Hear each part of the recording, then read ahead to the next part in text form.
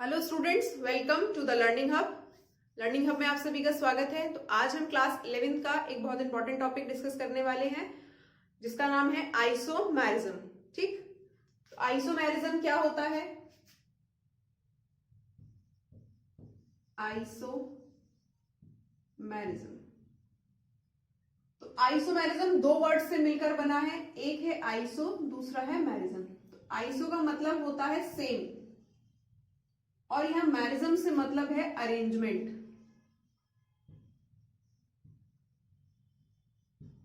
Same arrangement, तो वो compounds या वो मॉलिक्यूल्स, दोज कंपाउंड्स और molecules which have same molecular formula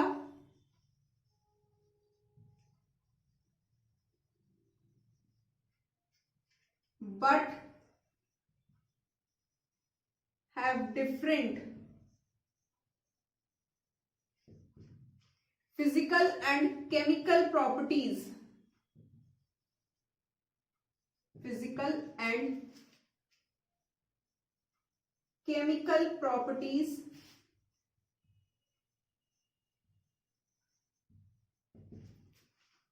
are known as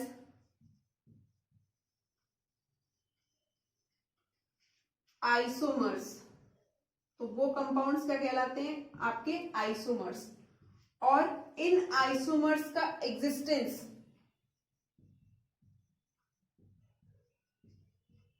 existence of isomers are known as isomerism.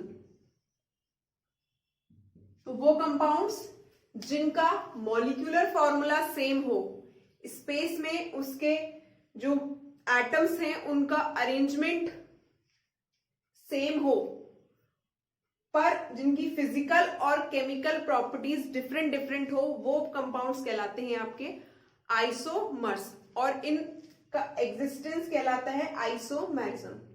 तो ये जो हमारे आइसोमर्स होते हैं, ये आइसोमेरिज्म जो फिनोमिना होता है, ये आपका मेजर टू पार्ट्स में डिवाइडेड है। कौन कौन से पार्ट्स हैं वो पहले इसको नोट कर लीजिए, फिर आगे चलते हैं। डेफिनेशन इसकी नोट हो गई होगी, छोटी सी डेफिनेशन है। अब देखते हैं इसके टाइप्स ऑफ आइसोमेरिज्म। तो मेन दो पार्ट है इसके। पहला है आपका स्ट्रक्चरल आइसोमेरिज्म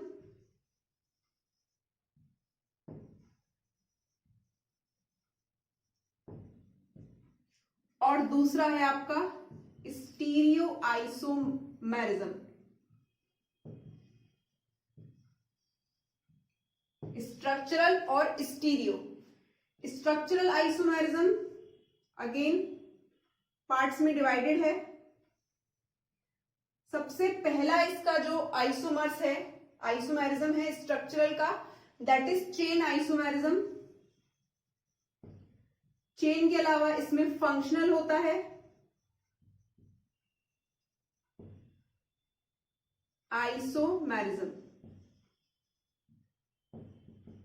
फंक्शनल के बाद आप इसमें लिख सकते हैं पोजीशन आइसोमेरिज्म।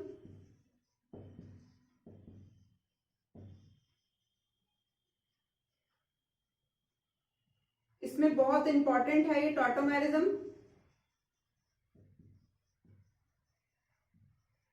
टॉटोमेरिज्म के बाद मेटामर्स होते हैं, इसमें मेटामेरिज्म शो करते हैं जो, और लास्ट इसमें एक आता है रिंग आइसोमर्स। जो साइक्लिक कंपाउंड्स होते हैं उनमें देखा जाता है रिंग आइसोमेरिज्म। क्लियर हुआ? अब जो ये हमारे स्टीरियो आइसोमेरिज्म्स हैं, ये भी दो टाइप के होते हैं। एक होता है कॉन्फॉर्मेशनल और दूसरा होता है कॉन्फिगरेशनल।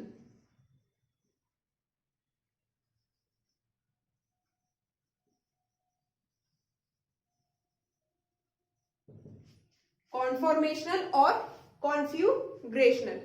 अब जो आपके कॉन्फ्यूग्रेशनल है ये भी दो टाइप्स के हैं और दोनों ही बहुत इंपॉर्टेंट है। पहला है इसमें आपका ज्योमेट्रिकल और दूसरा है ज्योमेट्रिकल के बाद ज्योमेट्रिकल आइसोमेरिज्म और optical. Geometrical and optical isomerism. तो आज के लेक्चर में हम क्या डिस्कस करेंगे आपके साथ, ये स्ट्रक्चरल आइसोमेरिज्म के टाइप्स। स्ट्रक्चरल आइसोमेरिज्म क्या होता है, उसमें चेन आइसोमेरिज्म क्या है, फंक्शनल आइसोमेरिज्म क्या है, पोजीशन टॉटोमेरिज्म, मेटामेरिज्म और रिंग आइसोमर। नेक्स्ट वीडियो में हम स्टीरियो आइसोमर्स को समझेंगे और स्टीरियो आइसोमर्स में भी स्पेसिफिकली पहले geometrical and in the next video optical isomerism को समझेंगे। यहां तक आपको क्लियर हुआ कि आइसोमेरिज्म क्या होता है और ये कितने पार्ट्स में डिवाइडेड है। दो पार्ट है मेजर इसके, एक ज्योमेट्रिकल है, एक स्टीरियो आइसोमेरिज्म है, सॉरी स्ट्रक्चरल और स्टीरियो आइसोमेरिज्म। स्ट्रक्चरल में ये 1 2 3 4 5 6 पार्ट्स है मेजर और स्टीरियो में दो है, कॉन्फॉर्मेशनल और कॉन्फिगरेशनल। कॉन्फॉर्मेशनल हमारे सिलेबस में नहीं है, इसको हम नहीं पढ़ेंगे, बस हमें पता होना चाहिए कि कॉन्फॉर्मेशनल भी एक आइसोमेरिज्म का टाइप है। उसके बाद कॉन्फिगरेशनल पे आएंगे, कॉन्फिगरेशनल में ज्योमेट्रिकल और ऑप्टिकल। क्लियर हुआ, इसको नोट करिए, फिर आते हैं बाकी के एग्जांपल्स पर।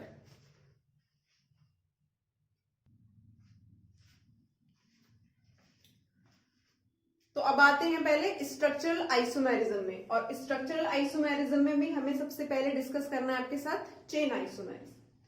तो पहले समझते हैं स्ट्रक्चरल आइसोमेरिज्म क्या है। स्ट्रक्चरल आइसोमेरिज्म को आप डिफाइन कर सकते हैं कि those compounds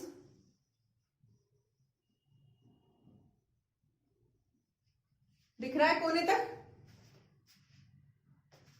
those compounds which have same molecular formula but different structure, जिनका स्ट्रक्चर डिफरेंट हो पर उनका मॉलिक्यूलर फॉर्मूला आपका सेम हो। कोने तक दिख रहा है या अदर शिफ्ट करें, ठीक है। ये अब इसमें सबसे पहले हमें पढ़ना है चेन आइसोमेरिज्म। तो चेन आइसोमेरिज्म क्या होता है आपका, चेन आइसोमेरिज्म को आप ऐसे डिफाइन कर सकते हैं कि those compounds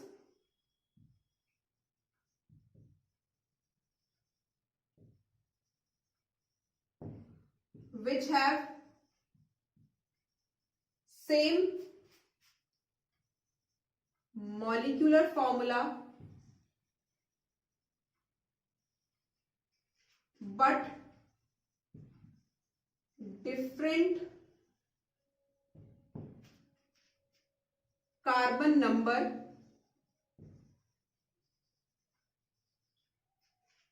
in main chain. मुख्य कार्बन श्रृंखला में जो कार्बन का नंबर होगा वो फर्क होगा इन मेन चेन। जैसे हम एग्जांपल लेते हैं इसमें C4H10 का, C4H10 मतलब ब्यूटेन। C4H10 का अगर हम आईपीसी नेम पूछे तो ये ब्यूटेन होगा। देखिए 4 कार्बन है तो लॉन्गेस्ट चेन बनाते हैं हम पहले 4 कार्बन की। 4 कार्बन की आपकी लॉन्गेस्ट चेन बनी। हाइड्रोजन कितने हैं इसमें 10, तो 10 हाइड्रोजन लगा दें।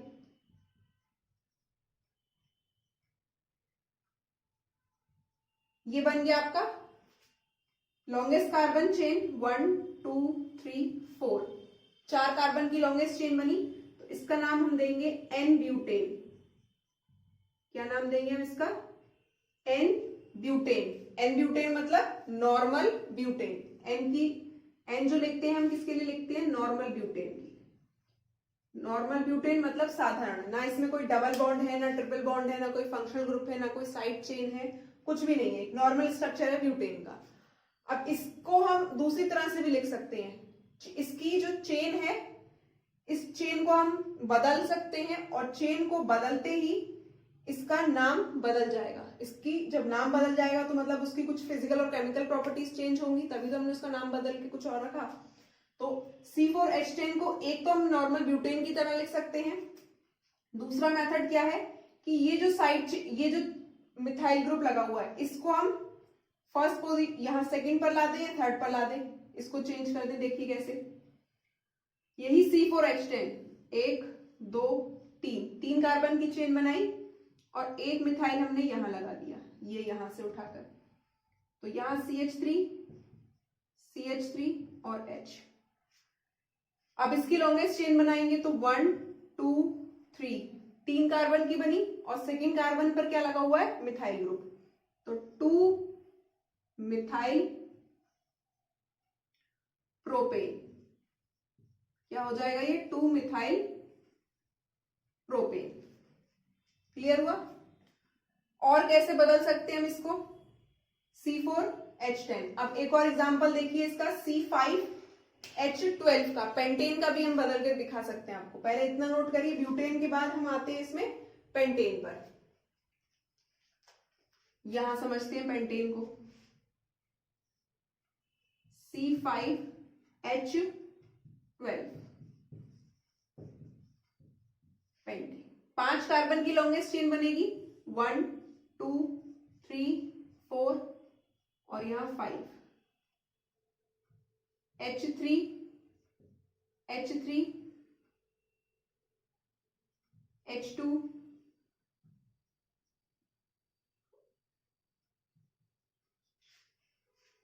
3 और 3 6 7 8 9 10 11 12।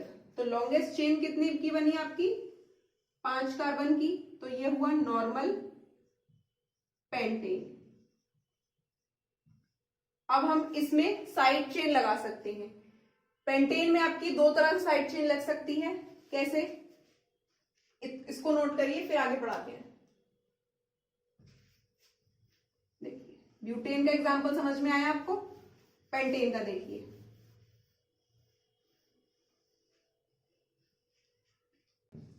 और कैसे लिख सकते हैं हम, 1 2 3 4 और यहां लगा दिया हमने एक साइड चेन,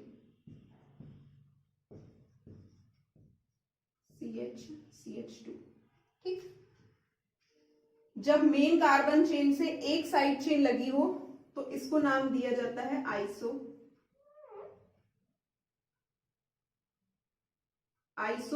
5 कार्बन है तो पेंटेन। इसी तरह एक और स्ट्रक्चर पॉसिबल है इसका, CH3 और CH3। जब दो साइड चेन हो तो उसके लिए यूज किया जाता है नियो, और 5 कार्बन है तो नियो पेंटेन। क्लियर हुआ आपको, चेन आइसोमेरिज्म। अब चेन आइसोमेरिज्म के बाद हम बात करते हैं इसमें पोजीशन आइसोमेरिज्म की।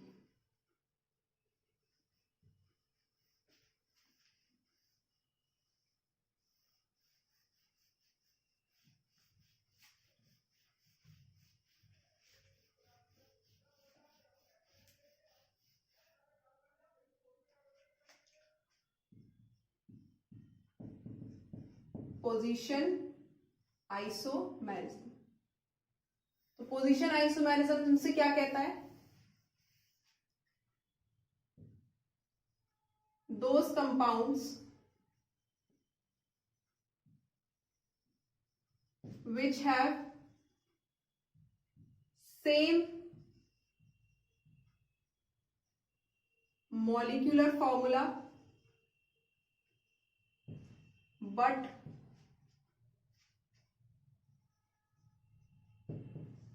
different position of atoms or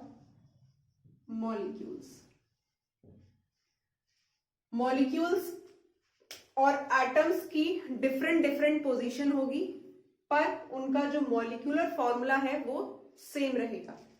जैसे एग्जाम्पल C5H10, अभी हमने देखा था C5H12, 5 कार्बन के साथ 12 हाइड्रोजन, पेंटेन। क्लियर? 1 2 3 4 5, ये हमने 5 कार्बन की स्ट्रेट चेन बनाई। ठीक, अब इसमें दो पॉसिबिलिटी है, एक तो लॉन्गेस्ट चेन तो बननी है।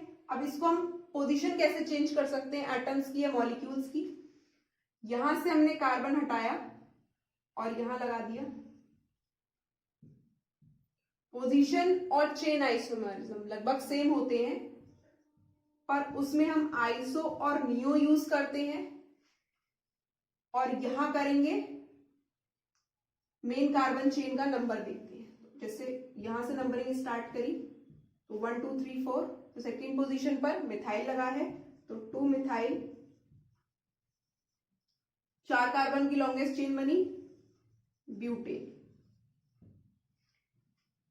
इसी C5H12 को हम एक तरीके से और लिख सकते हैं 1 2 3, एक मिथाइल ग्रुप यहां लगाया, एक मिथाइल ग्रुप यहां लगाया, यहां CH3 और यहां CH3, तो 1 2 3। सेकेंड पोजीशन पर दो बार है मिथाइल, तो 2,2 डाई मिथाइल 1 2 3, मतलब प्रोपेन। क्या हो जाएगा? 2,2 डाई मिथाइल प्रोपेन। तो इसमें क्या है? Compounds having same molecular formula but different position of atoms या मॉलिक्यूल्स, या स्लैश करके एक लाइन और लिख सकते हैं हम इसमें कि different bonding patterns.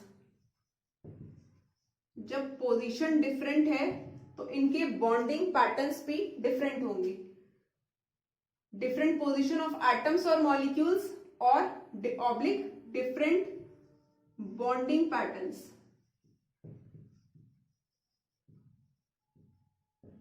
Bonding patterns different है। क्लियर हुआ? Position isomerism. अब पोजीशन के बाद आएंगे हम फंक्शनल आइसोमेरिज्म पर। फंक्शनल आइसोमेरिज्म हो गया नोट ये इतना?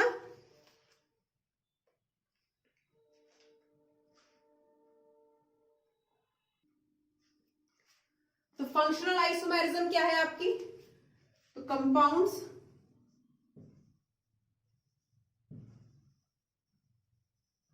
having same molecular formula but different functional group। यहां फंक्शनल ग्रुप आपके डिफरेंट होंगे।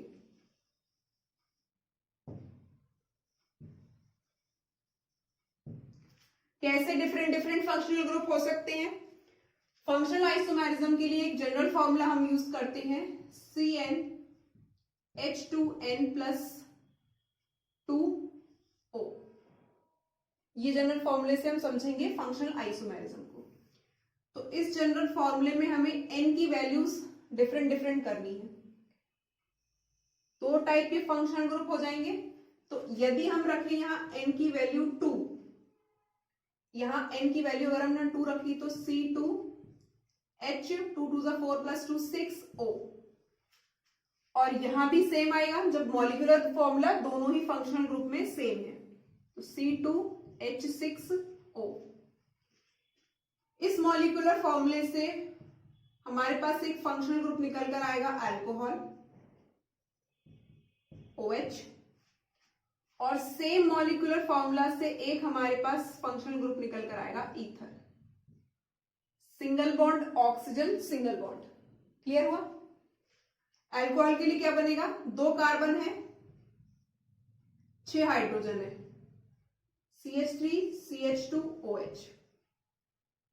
ये क्या बना? Ethyl alcohol. अब आते हैं ईथर पर। 2 कार्बन और 1 ऑक्सीजन लगा दिया, CH3 CH3।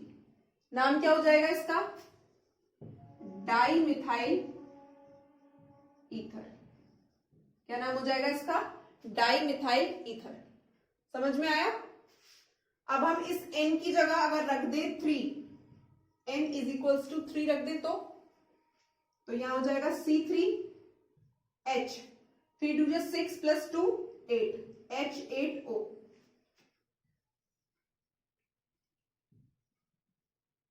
अब इसी फंक्शनल ग्रुप से हम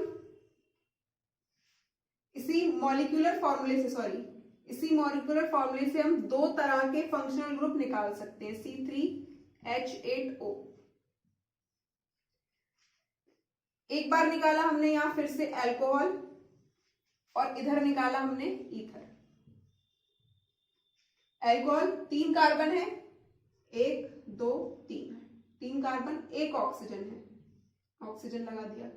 हाइड्रोजन 8 है, 3 4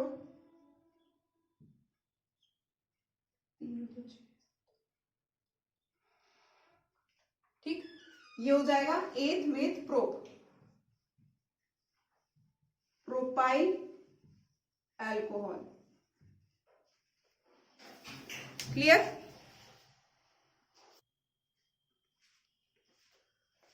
अब इसी मॉलिक्यूलर फॉर्मूले से हम ईथर ग्रुप भी निकाल सकते हैं।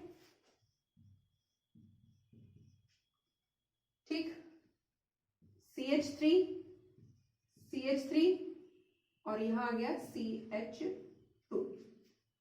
इसका क्या हो जाएगा नाम? Ethyl methyl ether. एक तरफ इथाइल ग्रुप, एक तरफ मिथाइल ग्रुप और बीच में ईथर। अब ये जो C3H8O, इससे हमने प्रोपाइल अल्कोहल बनाया है, ये है हमारा फंक्शनल आइसोमेरिज्म। अब स्पेसिफिकली इसी स्ट्रक्चर के लिए हम पोजीशन आइसोमेरिज्म भी निकाल सकते हैं इसी से। कैसे निकालेंगे? यहां ये OH ग्रुप को उठाकर हम सेकंड पोजीशन पर लगा दें। देखिए, जैसे हमने यहां लिख देते CH3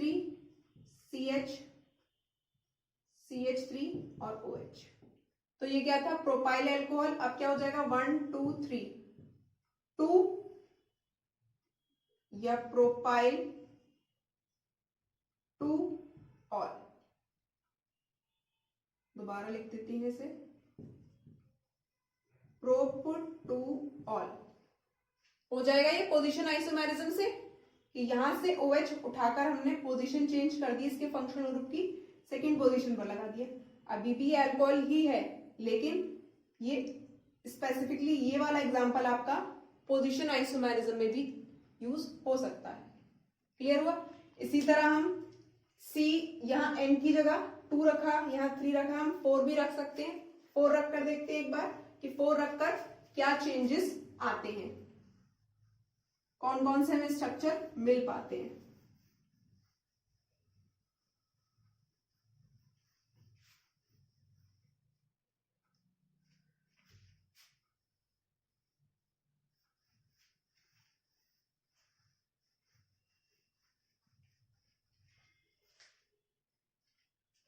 यहां हमने इस N की जगह रखा 4, तो C4H, 4 2 8 और 2 10।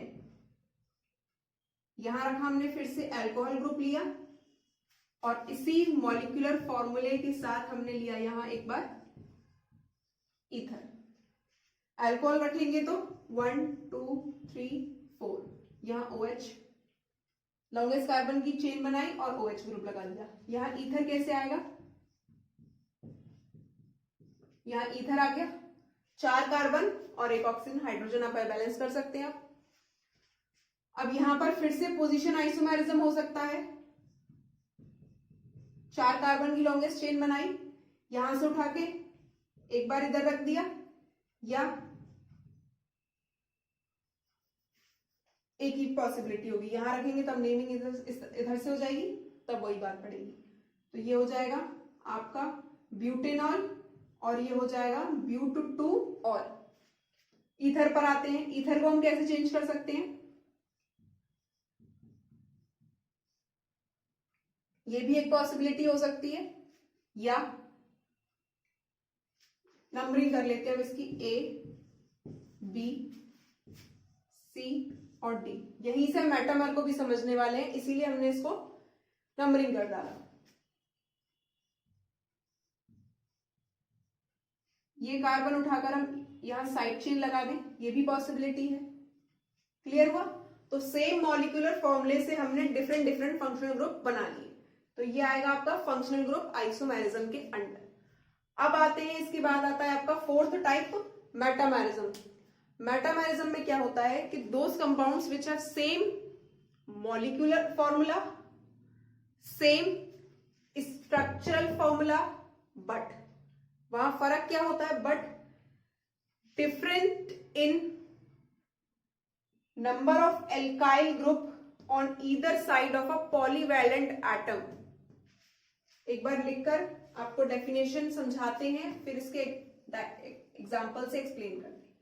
ये है आपका fourth type, metamerism.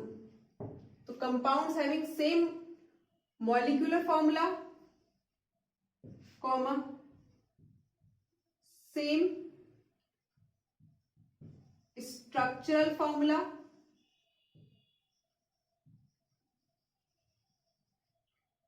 But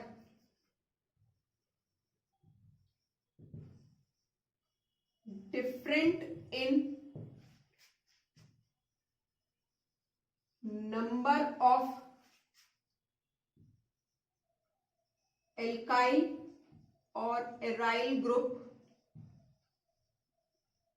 on either side of a polyvalent atom.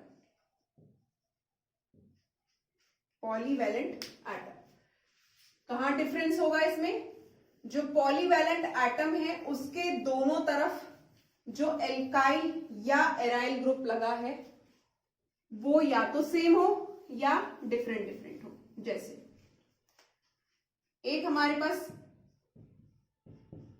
ये एक कंपाउंड है, यहां पॉलीवैलेंट एटम जो है वो ऑक्सीजन है। ये जो पॉलीवैलेंट एटम की बात की जा रही है ये है आपका ऑक्सीजन, ठीक, पॉलीवैलेंट एटम है।